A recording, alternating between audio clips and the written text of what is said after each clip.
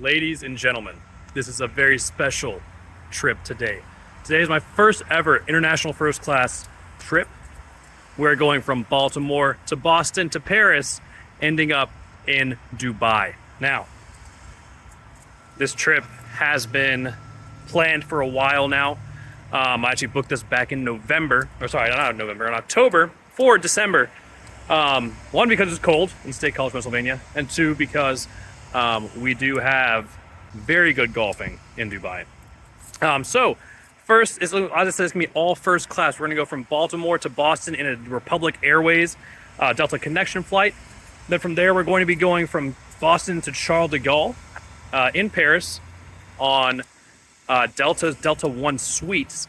And then from there, we will be on Air France's 777-300ER in what I think is the best seat on first class in the 777-300ER, and also tell you how to get that seat, because it's not as easy as you think. There is some timing on it, and it is a little bit of luck too. For extra leg room, extra space for us tall travelers. Once again, ladies and gentlemen, this is the Tall Traveler channel. My name is just Paul Mahal, and we are embarking on this journey today. And just a few things too, as we are going with this Tall Traveler channel. I am 6'5", 250 pounds. With shoulder width is going to be 22 inches. So that way, when we're looking at the seat sizing and at the length, you sort of get an idea of how tall I am and how that might relate to you as well. We don't see that many tall traveler channels, things that are sort of looking at how traveling is for us tall people and for us bigger people. So that's what I aim to do with this. And I chose these first class flights too because I want to see if they are actually enough leg room that's worth it for you to upgrade if you're going on a sort of a transatlantic international flight for longer than 7 hours. Because these flights from Boston to Charles de Gaulle is going to be 7.5 hours, and same thing from Charles de Gaulle to Dubai. Those things we're going to be looking at the footwells as well. Once again, I did cheat a little bit with the Air France flight, and you'll see that because it's a very special seat in the 9th row. But those things we're going to be looking at, and so you can have an idea of how big I am compared to how big you may be for this channel. So, as we're waiting for this shuttle to pull up, another thing I want to talk about is what I use for hotel parking, or for airport parking. Way.com, once again, it's not sponsored by anyone or anything. Thing that I found, Way.com, giving you discounted parking for hotels near airports. We have airports charging $10, $15, $20 for a day to go and park there. But with Way.com, I got parking right here, but a mile from Baltimore's airport for only $5. So, just one little tip that I use, Way.com, get that for the parking. Once again, we're waiting for it. Probably going to be about 5 minutes, and we'll be on our way to Baltimore.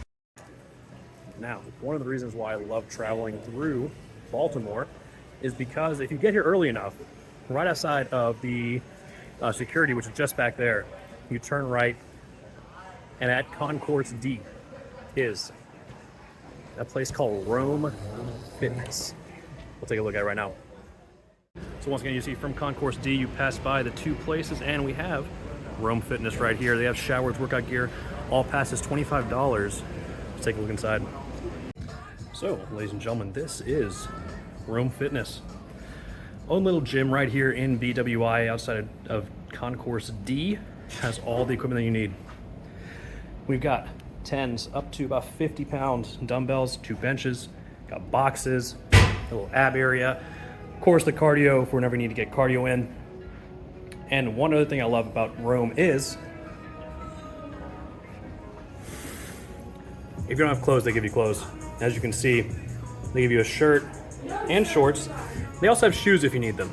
And we have water, of course, and included is a 15-minute shower afterwards. So don't have to worry about getting all sweaty for your flight. You can come here, work out, and then take a shower and head out. So let's hit it.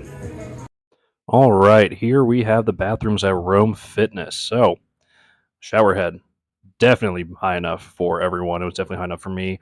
We have a really good, well-stocked sink. There I am. Hello. Not that much storage space necessarily. I have my backpack and my duffel bag there. Then you have the toilet, nice toilet. Of course, the door locks as well. Lots of privacy, as expected. They comes with a few towels underneath and tissues as well. As I said, fully well stocked. They have had toothbrushes, toothpaste, mouthwash, lotion, everything you need.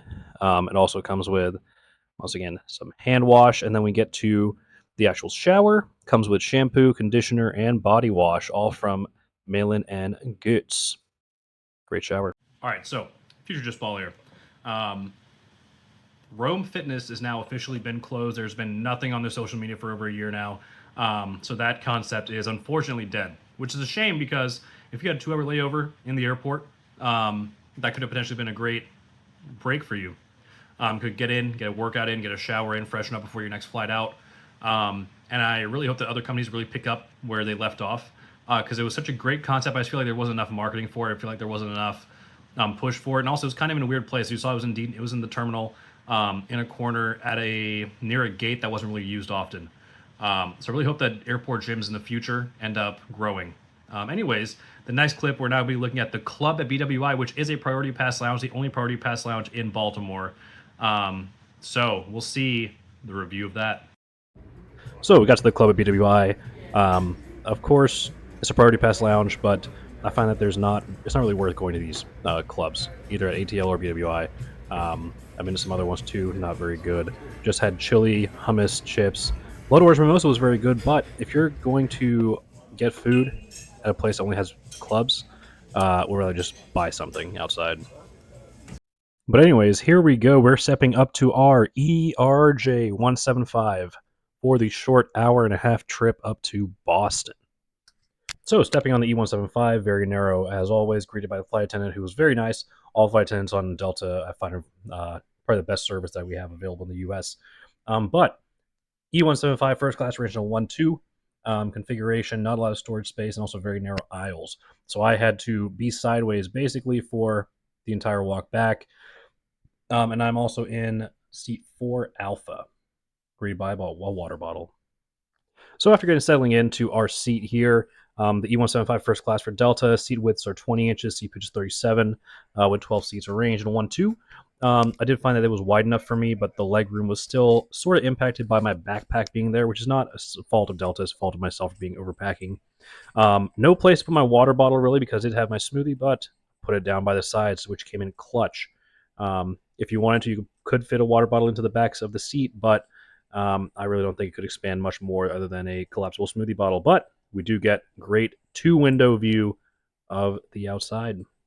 So about 2 minutes into the boarding process, after I got seated, flight attendant came around before our pre-departure beverage, got a gin and tonic, the classic, and very fast service from Delta as always. Also ended up getting one of the E175 trading cards, which I find is rare that pilots on these regional jets have, having all the details in the back. But if you like plane sounds taking off, here's a full minute of E175 takeoff flying out of Baltimore.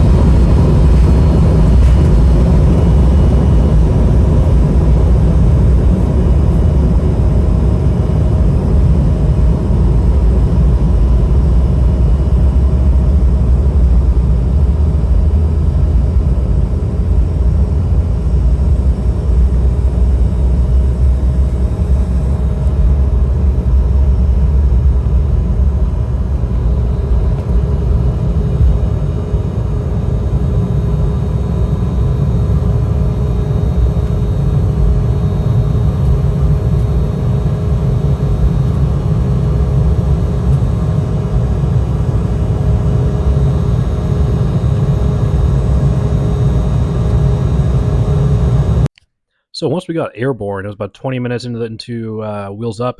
They've been getting our round of refreshments. Once we got another gin and tonic, this time served in a glass, which was great. And then we had order pistachios, and then we also were overlooking somewhere over the northeast, beautiful sunset going on, seeing the transition from day to night. Now, the next part that we were looking at, and I dubbed this over because the quality was terrible, but we're looking at the shoulder width of these seats, and since you are seated alone, you do have plenty of shoulder space with this. My shoulders did spill over a little bit. My suit size is a 46, so it tells you how wide my chest and shoulders will be, but we do have a great sunset over my shoulder right there. But there's plenty of room in this. That's the great thing about these first class seats, that you are sitting by yourself if you get the left side. If you want a little bit less, or if you can spare some room, you can take some on the right side, but the ideal seat is going to be on that left side, the alpha seats in this E175.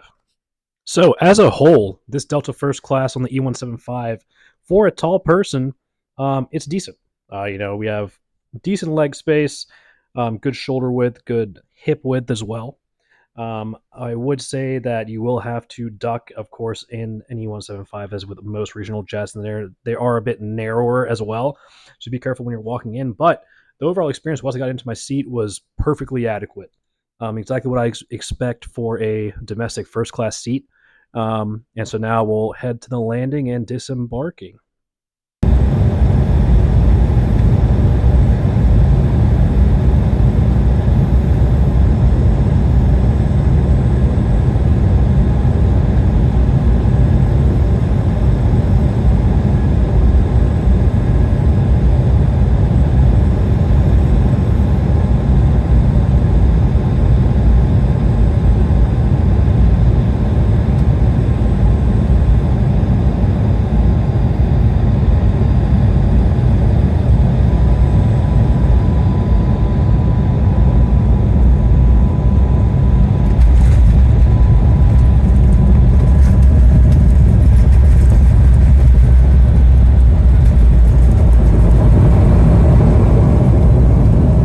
So a beautiful descent into Boston. Bumpy landing, as you can tell by the camera getting out of focus, but you do get to disembark on the tarmac, hop into this beautiful Delta shuttle. It's going to shuttle us to our next gate for our next connection.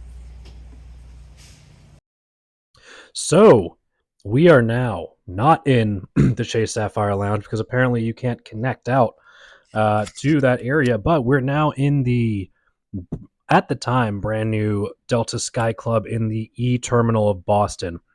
This was a 21,000 square foot club that was built in August of 2023. This was filmed in December of 2023.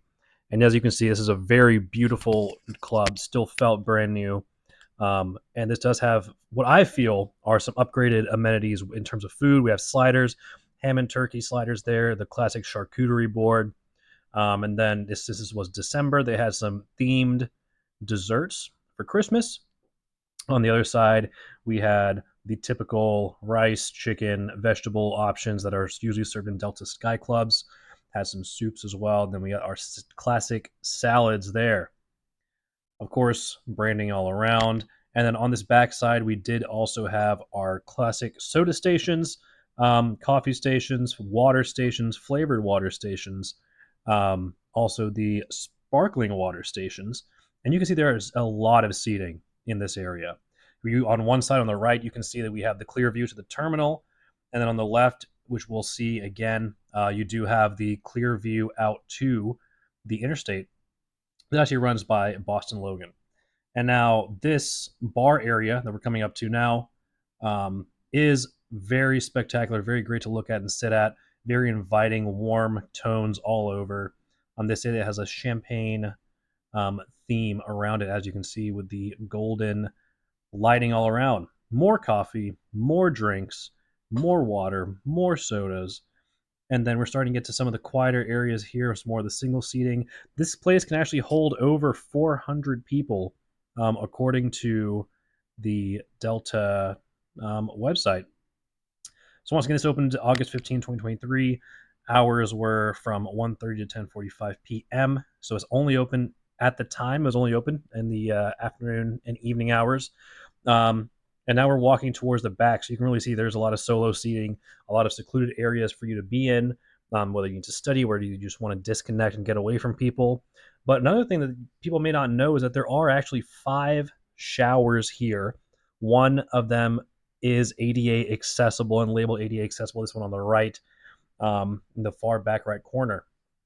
So the showers, I always find clutch when visiting new places and in these clubs, because nothing feels better than taking a shower after a flight or before a long flight to really get refreshed. But that is the beautiful Delta Sky Club in the E Terminal of Boston Logan. And now we're going to try to get on this flight. Now, over to E16 for our flight to Charles de Gaulle. and then onward to Dubai from there. Boston Logan is a massive airport. Didn't realize how big it was. Sort of reminds me of Atlanta, but less efficient, given that how we have to go from A to E, taking a shuttle that only leaves every 15-20 minutes. Here we go. Next thing will be getting on to the A330-900 from gate E16 over to Charles de Gaulle.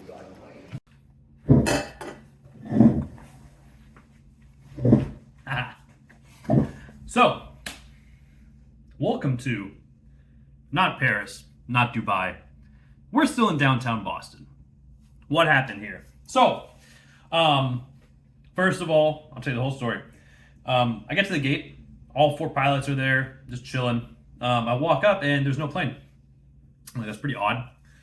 The captain, he says, well, yeah, you know, it says 9, it moved from 8:30 to 9, which is fine.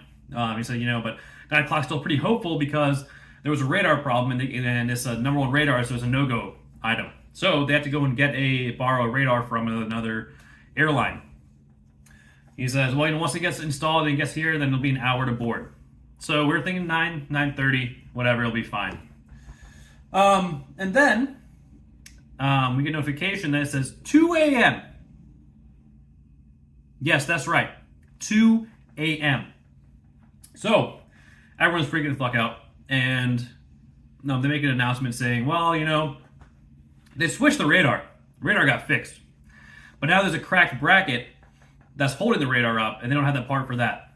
So that's why they have to wait for them to bring it from Atlanta up to Boston. And the next Atlanta flight will be landing at 1 a.m. in Boston. Now here's the problem. Original flight was going to be landing at, taking off at 8:30, landing around 8 o'clock, and then my next flight was at 1. Or landing at 9 o'clock Paris time. My next flight was at 1:25, I believe. And so it was perfect time. We could take a 3-hour delay. It'll be tight. We could take it. 4 or 5 hour delay, that's pushed it too much now. So I was going to miss my flight to Dubai. And then we go to the gate agents. Ask them, you know, what are our options. If I didn't check a bag, that'd be one thing. But I did check a bag. Checked my golf clubs in. So they said, oh, well, we can't take care of that here because we can't pull and re-tag the bags if you're going to be off the thing. So you have to go out to the ticket counter, go there outside security, rebook your flight, then go back down to baggage claim, then pick the bags up, and then go and do whatever you're going to be doing. So now it's 9:30. Walk outside out front, get to the ticket counter, and you know, the line is massive. However, since I was flying Delta One first class, I did have my own line, which I was the only person in, surprisingly. So I go up there. It's 9:45 right now. The girl who's working, amazing, trying to accommodate me, taking care of all the things I was looking for, listening to all my concerns, trying to make it work the best as she could, and she's great. Love her. Problem was, now it takes an hour and a half to try to rebook my flight. So I've now had to extend my trip out another day, take another day off of work, and rebook my hotel, rebook my other reservations that I made, including my golf reservation, rebook my meal reservations, and hopefully hope that they don't charge any extras for that. My question for Delta is, how are you expecting Boston and marketing Boston as a hub, yet you don't have a simple bracket that goes into a plane? You have to fly a piece up from Atlanta. I see, I was taking the lift here. Now, the good thing, of course, Delta does hook you up if you get rebooked to the next day because of them. So I am staying at a hotel in downtown Boston, and they also pay for the lift, and they also give me a $45 meal voucher, which sure. It's free meals. Great. However, I was in the airport in Boston from 6 p.m., around 6 p.m., 6:15, until 11:45. Because, Almost forgot our bags. It took them almost 2 hours to get our bags off. After I got my flight rebooked, which means that it actually took them 3 hours from when I canceled the flight to get my bags off into the baggage claim. 3 hours. And they were oversized too, so of course not coming in the big carousel. I had to actually walk them up. And another man was there waiting with me. He had his snowboards, brand new snowboards. And so, very frustrating. First time ever on an international flight that I've had to get a full rebooking. Been through this hell. Not something I would expect from Delta, to be honest. Once again, if you're going to call Boston a hub, you're going to market it. As I was taking the lift to the hotel, you see the big thing, oh, we fly Boston. Boston trusts us. There's signs saying, find your next vacation out of Boston. Dog, you ain't even got a bracket. You don't have a single bracket. And you want to call this place a hub? You want to try to market it as a hub? Give me a break. But, on the positive note, it's now 11:10. About 50 minutes to check out of the hotel. I'm going to get an Uber my free Lyft to back to Boston International. They rebooked me to go from Boston, follow along, people, Boston to Detroit, over to Paris to Dubai, and then the same running I had originally back, which is Dubai, Amsterdam, JFK to Baltimore. 5 p.m. today, going over to Detroit. That Detroit 8 p.m. From there, we're going over to Paris, then Dubai. So we're going to try and make this a positive experience once again. Next time I see you, we do have time this time to go in the Sapphire Lounge. We're going to check in at E, walk over to the BC connector, and then we will be looking at the brand new Chase Sapphire Lounge in Boston. See you there.